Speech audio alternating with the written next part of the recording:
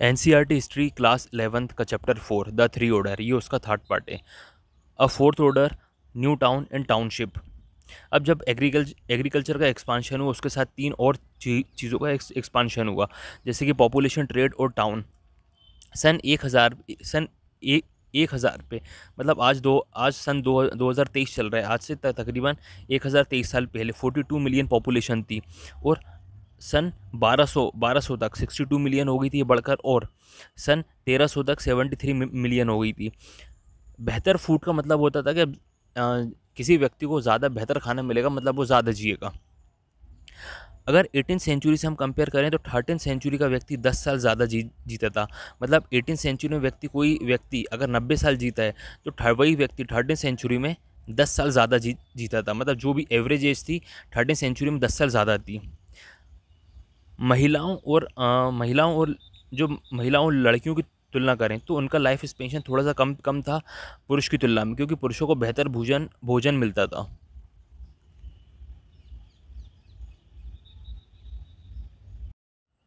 Roman साम्राज्य खत्म होने के बाद, जब रोमन साम्राज्य का पतन हो गया था, तो 11th सेंचुरी में जब एग्रीकल्चर की शुरुआत हुई, मतलब एग्रीकल्चर प्रॉस्पेरस होने की शुरुआत हुई, तो क्या हुआ कि जब खेती बाड़ी में उन्हें फ़ायदा मिलने लगा, तो वो गांव वो शहर फिर से संपन्न होने लगे थे। अब जो किसान है जिनके पास सरप्लस, मतलब उन्होंने अगर खेती करी, गेहूँ बोया, चावल बोए, भैया अपने काम का तो उन्होंने निकाल ली कि भैया एक साल में हमें इतने इतने की ज़रूरत पड़ेगी, इतने क्विंटल की ज़रूरत पड़ेगी, इतने इतने चावल की ज़रूरत पड़ेगी। और बाकी का जो सरप्लस बचता था उसके साथ क्या करें, उसको ऐसा तो है नहीं फेंक देंगे, तो ऐसी जगह के लिए उनको एक ऐसे सेंटर की ज़रूरत होती थी कि जहाँ पर वो बेच सकें। भैया अपने गेहूँ ले गए, वहाँ बेच दिया, और आते टाइम घर का कुछ सामान वगैरह लिया, जैसे क्लोथ लिया, टूल्स लिया, बच्चों के लिए खिलौने लिया, इस टाइप में। और इसी बात को ध्यान में रखते हुए मेले और इस जो स्मॉल मार्केट होते हैं, इनकी शुरुआत की गई। स्क्वायर्स बनाए गए, चर्च बनाए गए, रोड बनाए गए। उन्हीं बातों को ध्यान में रखते हुए धीरे धीरे शहरों का डेवलपमेंट होने लगा। बड़े बड़े चर्च भी बनने लगे और जो मार्केट हैं वो भी बनने लगे थे।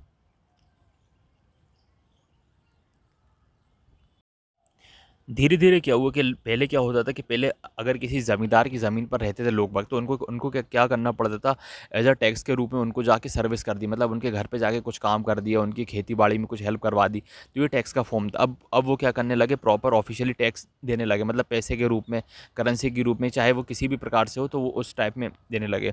धीरे धीरे ये उनका एक तरीका था उनके इस जो सिस्टम से, दमनकारी पॉलिसी से आज़ाद होने का। तो उनको एक एक प्रकार का यहाँ से रास्ता दिखाई दिया। धीरे धीरे ये कहने लगे थे कि भई अब हम आज़ाद हो रहे हैं, मतलब यहाँ की हवा आज़ाद हो रही है। और कई सारे जो किसान हैं अपनी गुलामी की जंजीरें तोड़कर शहरों में जाने लगे थे। और कुछ समय रहने के बाद, एक साल या 6 महीने, कुछ समय रहने के बाद वो अपने आप को, मतलब ऐसा डिक्लेयर मान लिया जाता था कि अब वो आज़ाद है, मतलब उन पर अब किसी प्रकार का कोई हुक्म नहीं कर कर सकता। और ज़्यादातर लोग जो आते थे वो अनस्किल्ड लेबर होते थे। और वहाँ पर उस टाइम पर ज़्यादातर पॉपुलेशन शॉपकीपर, बिजनेसमैन वगैरह की होती थी। धीरे धीरे एक नए लोगों की ज़रूरत पड़ने लगी थी, जो बैंकर और लॉयर होते हैं। उस टाइम पर बड़ी पॉपुलेशन के लोग बाग, लगभग लगभग 30,000 लोग बाग रहते थे, मतलब जहाँ पे 30,000 लोगों की जनसंख्या, वो एक बड़ा सा टाउन मान लिया जाता था। और ऐसे में उन्होंने, मतलब एक नए फोर्थ सेक्शन की शुरुआत की, एक चौथे वर्ग की, फोर्थ ऑर्डर की शुरुआत की थी।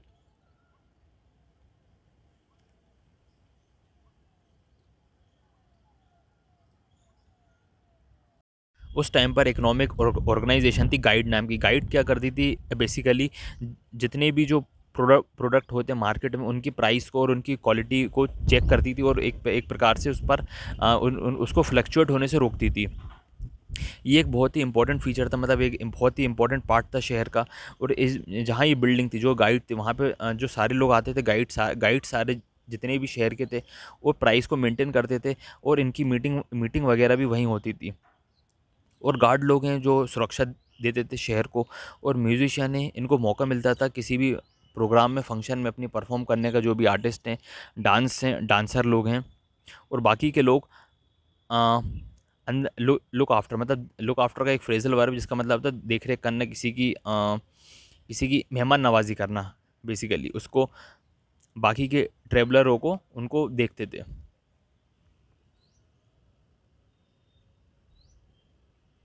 11वीं सेंचुरी में new trade routes west Asia की तरफ डेवलप होने लगे थे, बनने लगे थे। और स्कैंडियन के जो मर्चेंट थे वो एक जगह से दूसरी जगह जगह जाते थे, फर के बदले कपड़ा एक्सचेंज करते थे। मतलब बाटा सिस्टम के थ्रू वो लोग एक्सचेंज किया करते थे। और जो अंग्रेज़ लोग हैं वो टिन बेचने आते थे। और फ्रांस में वहीं 12वीं सेंचुरी में क्राफ्ट और कॉमर्स का काफ़ी मतलब कॉमर्स ने और क्राफ्ट ने काफ़ी ग्रो करा था। और यही जो क्राफ्ट मैंने मतलब एक मैनर से दूसरे मैनर जाते थे, मतलब एक जगह से दूसरी जगह जाते थे, फिर बाद में इन्हें एक जगह सेटल होना ज़्यादा ठीक लगने लगा कि वहाँ पर वहीं प्रोडक्ट को बनाओ, फिर वहीं सेल करो, मतलब ये उन्हें ज़्यादा स्विचेबल लगने लगा। धीरे धीरे और टाउन मतलब उस शहरों की जनसंख्या बढ़ने लगी, और जो बिजनेसमैन हैं और ज़्यादा रिच और ज़्यादा पावरफुल बनने लगे थे।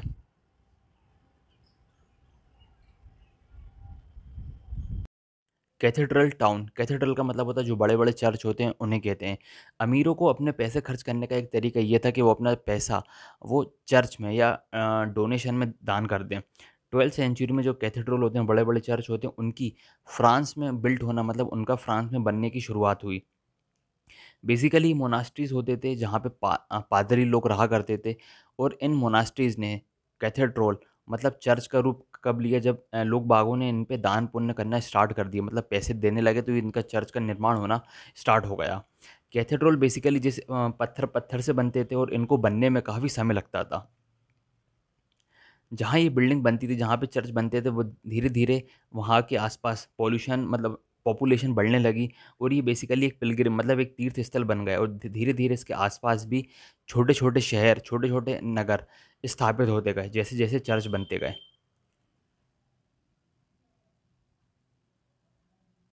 जो चर्च होते हैं उनका डिज़ाइन इस तरह से किया गया था कि जहाँ से पादरी होकर अगर कुछ बोलते हैं तो उनकी आवाज़ हर व्यक्ति को सुनाई दे। चर्च में जितने भी लोग हैं, हर व्यक्ति को उनकी आवाज़ सुनाई दे। और जो मॉन्क लोग हैं, जो गाना गाते हैं, प्रेयर गाते हैं, उनकी आवाज़ जो है काफ़ी मधुर होती थी, वो भी सबको सुनाई देनी चाहिए थी। और घंटी की आवाज़ जो है, वो भी हर व्यक्ति को सुनाई दे। जो चर्च में जो खिड़कियाँ यूज़ होती थी, वो काँच की होती थी, जिससे कि बाहर की जो सूरज की रोशनी है, वो अंदर आ सके और रात में कैंडल की रोशनी बाहर जा सके। और उन काँचों में बाइबल पर जो बातें लिखी हैं, उसको चित्र के द्वारा दर्शाने की कोशिश की गई थी, ताकि जो अनपढ़ व्यक्ति, कम पढ़ा-लिखा है, वो भी चित्र देखकर कुछ ना कुछ सीख जाए।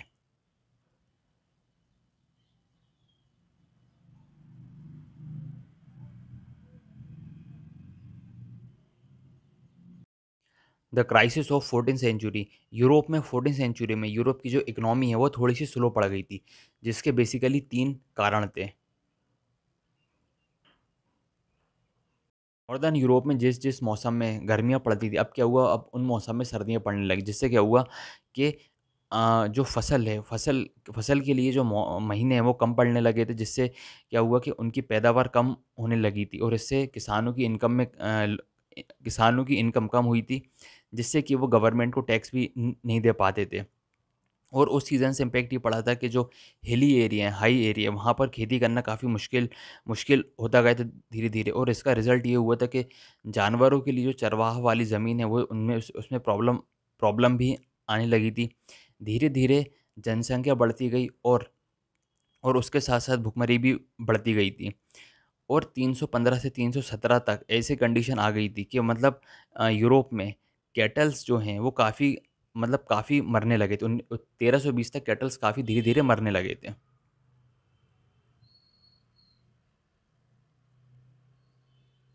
इसका इम्पैक्ट ये पड़ा था कि ऑस्ट्रिया और सर्बिया है, वहाँ की जो सिल्वर माइन्स है मतलब चाँदी की जो माइन्स है, उन उन पर भी इम्पैक्ट पड़ा था। और इसके इम्पैक्ट ने क्या करा था, जो करेंसी है, करेंसी को सीधा इम्पैक्ट करा था। अब जो है जो करेंसी बनती थी वो प्योर सिल्वर की या सिल्वर से नहीं बनती थी, वो बल्कि अब जो मिश्रण होता है उससे बननी स्टार्ट हो गई थी अब करेंसी। पहले प्योर सिल्वर की बनती थी। अभी तो इससे भी बुरा समय आना बाकी था। 13th और 14th सेंचुरी में यूरोप में जिस प्रकार से बिज़नेस धीरे-धीरे बढ़ता गया, शिप के माध्यम से दूसरे देश के सामान इम्पोर्ट एक्सपोर्ट होना स्टार्ट हो गया। और जब ये सब काम स्टार्ट हुआ, तो बाहर के देशों से जब शिप वगैरह आते थे, तो उनके साथ चूहे भी आते थे और चूहे चूहे अपने साथ कुछ महामारी लाते थे, जिसका नाम था black death. Black death death के नाम की साथ में बीमारी लाते थे।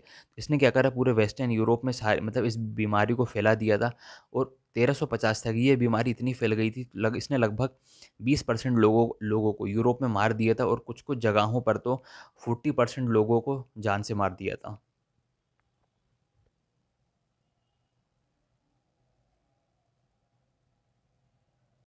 और इस प्लेग ने क्या करा, महामारी ने जो ट्रेड सेंटर होते हैं, बड़े-बड़े बिज़नेस सेंटर होते हैं, उनको काफ़ी इम्पैक्ट करा था।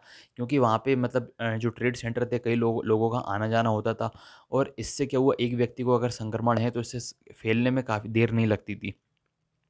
जैसे कि चर्च हुआ, चर्च भी होते थे वहाँ पर और जो बिज़नेस सेंटर हैं, मार्केट है, ऐसी सब जगहों पे। और ये जो हैं बच्चों को और जो यंग लोग हैं और जो बुज़ुर्ग लोग हैं, उनको काफ़ी तेज़ी से ये सब फैलता था। और 1300 में सन 1300 में यूरोप की जो पॉपुलेशन है वो 73 मिलियन थी और सन 1400 तक 1400 तक इसकी पॉपुलेशन घटकर 45 मिलियन ही रह गई थी खाली। मतलब इतना खतरनाक महामारी थी ये। यूरोप में जो तबाही वाला दौर आया था, इसने इकोनॉमिक क्राइसिस काफ़ी हुई थी इसमें।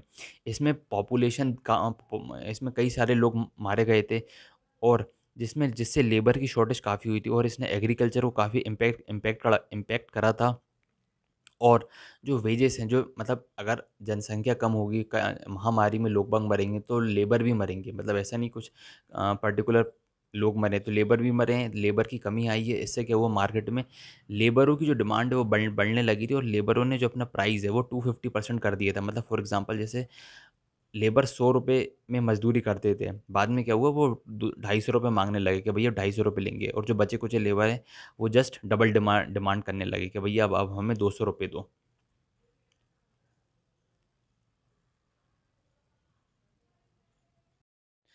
सोशल अनरेस्ट, अब इसका इम्पैक्ट ये पड़ा, जो लॉर्ड लोग हैं, मतलब जो सेठ साहूकार लोग हैं, उनकी इनकम पर बहुत ज़्यादा बैडली हिट हिट पड़ा था।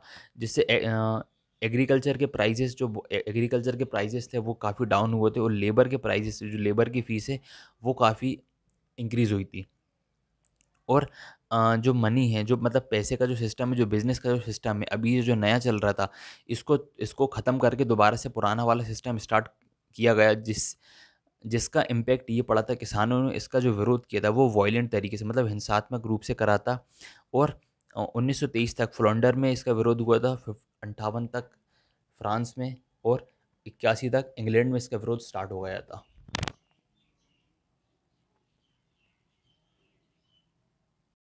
किसानों का जो विद्रोह चल रहा था, अब उसको जैसे-तैसे ख़त्म तो कर दिया था इन यहाँ यहाँ के लोग बागों ने, जो वॉयलेंट तरीका था। लेकिन इसका स्पेशल जो ज़्यादातर जो हिंसात्मक विद्रोह हुआ था, वो कहाँ-कहाँ हुआ था, जहाँ पे इकोनॉमिक एक्सपांशन हुआ था। इकोनॉमिक एक्सपांशन का मतलब होता है कि जो मतलब अब पैसे देकर काम करवाया जाता था। अब ऐसा नहीं था कि भई तुम हमारे खेत में आ जाओ, खेत में काम कर दो और चले जाओ, ये आपका टैक्स हो गया। अब प्रॉपर टैक्स करेंसी के रूप में दिया जाता था।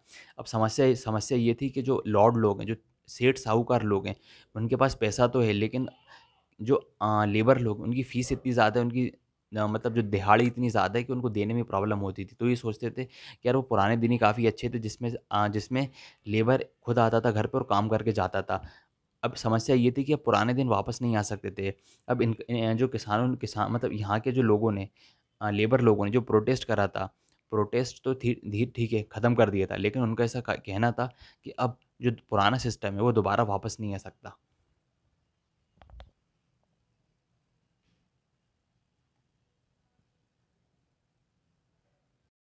पॉलिटिकल चेंज, जैसे-जैसे समाज में प्रोसेस होती गई, वैसे-वैसे पॉलिटिक्स भी है चेंज होती गई। 15 और 16th सेंचुरी में यूरोपियन राजाओं ने क्या करा था, अपनी मिलिट्री और फाइनेंस पावर पर ध्यान देना स्टार्ट कर दिया था। मतलब उसको अब स्ट्रेंथ करना स्टार्ट कर दिया था। अब मिलिट्री पावर स्ट्रेंथ होने से इसका मतलब ये था कि अब इकोनॉमिक थोड़ी-सी चेंज होगी और हिस्टोरियन ने इन्हें न्यू मोनार्की नाम से संबोधित करना स्टार्ट कर दिया था।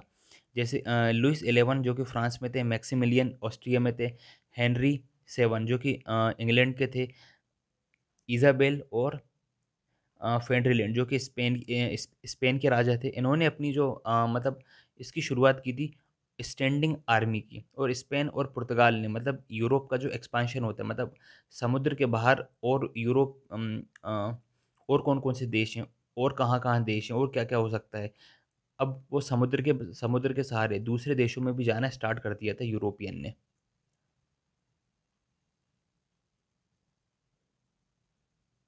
12th और 13th सेंचुरी में जो राजाओं ने सोशल चेंज करे थे मतलब उनकी सक्सेस का ये एक अच्छा कदम था। पहले का जो सिस्टम था अब उसको और अच्छे तरीके से बेहतर अपना एडमिनिस्ट्रेशन करने के लिए ये वाला सिस्टम काफ़ी बेहतर था। मतलब इस नए सिस्टम से अब वो अपने समाज में, अपने देश में जहाँ-जहाँ तक उनका राजाओं का कंट्रोल है, अब उसको और तरीके से बेहतर तरीके से नज़र रख सकते थे और उससे बेहतर बेहतर तरीके से कंट्रोल कर सकते थे। और राजाओं ने अब अपनी आर्मी पर भी ध्यान देना स्टार्ट कर दिया था। अब वो अपनी आर्मी को और ज़्यादा स्ट्रॉन्ग और ज़्यादा गन, तोप वग़ैरह प्रोवाइड करवाने लगे थे। और जो भी राजाओं के खिलाफ जाता था तो राजा उस पर फायर पावर का यूज़ करता था। मतलब उस पर गोलाबारी, बमबार्डिंग स्टार्ट कर देता था।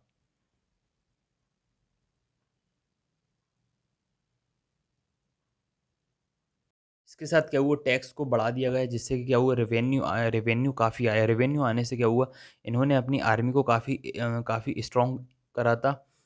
और इसके साथ-साथ और इंग्लैंड में इंग्लैंड में भी जो रेबेलियन हुआ था 1497 में, 1536 में और 1547, 49 और 53 में।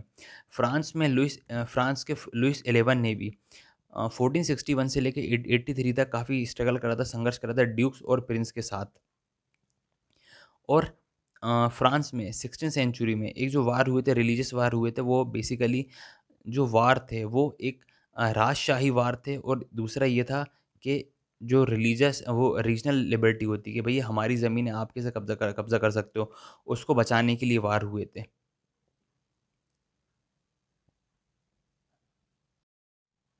जितने भी अभिजात वर्ग कैटेगरी के लोग थे अब उन्होंने कोई दूसरा रास्ता मतलब चालाकी भरा रास्ता अपनाया। उन्होंने क्या करा अब अपोनेंट के थ्रू ना अपनाते हुए उन्होंने एज़ अ लॉयल्टी की तरह रूप में अपने आप को पेश करा था और इसीलिए उन्हें मॉडिफिकेशन ऑफ फेडरलिज्म कहा जाता है। और इस तरीके से उन्हें अभी भी पॉलिटिकल पावर थी मतलब अभी भी वो पॉलिटिकली स्ट्रॉन्ग थे। लेकिन किस सेंस में जो पुरानी पद्धति चली आ रही थी उस सेंस में। लेकिन जो न्यू फॉर्म था, जो न्यू रिजाइम था, उस सेंस में बात की जाए तो उन्हें मतलब एक प्रकार से अलग ही रखा था।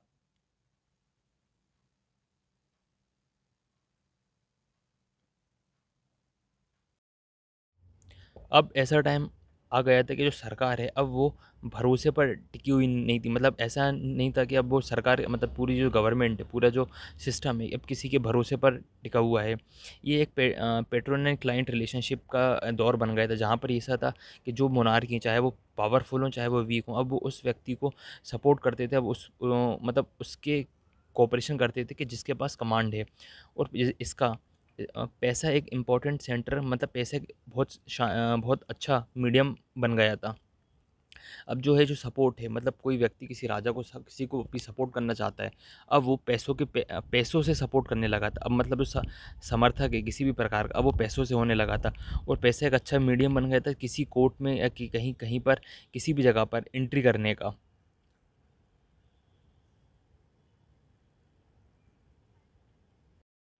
अब जो है इंग्लैंड और फ्रांस का जो पावर स्ट्रक्चर है वो थोड़ा-सा चेंज हुआ था।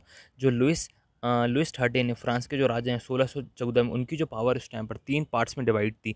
पहला था क्लर्जी मतलब जो पादरी लोग होते हैं, दूसरा था नोबल्टी जो मतलब सेठ साहूकार होते हैं, तीसरा था रेस्ट बाकी के जो आम लोग थे, किसान लोग थे। इसको 1789 तक मतलब 1789 तक ही रहा था क्योंकि उसके बाद जो राजा हैं अपनी पावर को बाकी लोगों में डिवाइड नहीं करना चाह रहा था।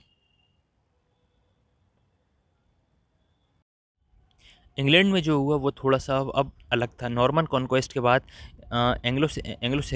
एंग्लो सैक्सन की एक ग्रेट काउंसिल थी। मतलब वो काउंसिल इस काम आती थी, अगर कोई टैक्स इम्पोज करना है, अगर कोई नई पॉलिसी लानी है, तो इनको इन काउंसिल्स की हेल्प लेनी पड़ती थी, इनसे डिस्कस करना पड़ता था। मतलब इनसे पूछ कर ही कोई पॉलिसी लागू कर सकते थे, जिसे आगे चलकर पार्लियामेंट कहा जाने लगा। इस हाउस में नॉर्मली कौन थे? क्लर्जी लोग होते थे, और जो बड़े बड़े लोग, सेठ साहूकार, और जो अपने एरिया के मतलब बहुत वजनदार लोग होते थे, वो लोग होते थे। एक बार क्या हुआ, किंग चार्ल्स ने 11 साल तक विदाउट पार्लियामेंट, मतलब बिना पार्लियामेंट को बुलाए शासन किया था। लेकिन बाद में पैसे की ज़रूरत पड़ने पर जब पार्लियामेंट बुलाई गई थी, तो इस तो एक सेक्शन ने इसका विरोध किया था, और बाद में रिपब्लिक की स्थापना कर दी थी। लेकिन ये जो रिपब्लिक की स्थापना लंबे लंबे समय तक नहीं चल पाई। रिपब्लिक मतलब गणतंत्र, ये लंबे समय तक नहीं चल पाई, और बाद में दोबारा से राजतंत्र स्थापित किया गया, वो भी इस शर्त पर अब जो है पार्लियामेंट कंटिन्यू बुलाई जाएगी। और आज फ्रांस में रिपब्लिक है और गणतंत्र है, और इंग्लैंड में राजतंत्र है। ये इसलिए हो कि दोनों ने अपने अपने अलग अलग डायरेक्शन को चूज़ किया था। अभी चैप्टर कंप्लीट होता है।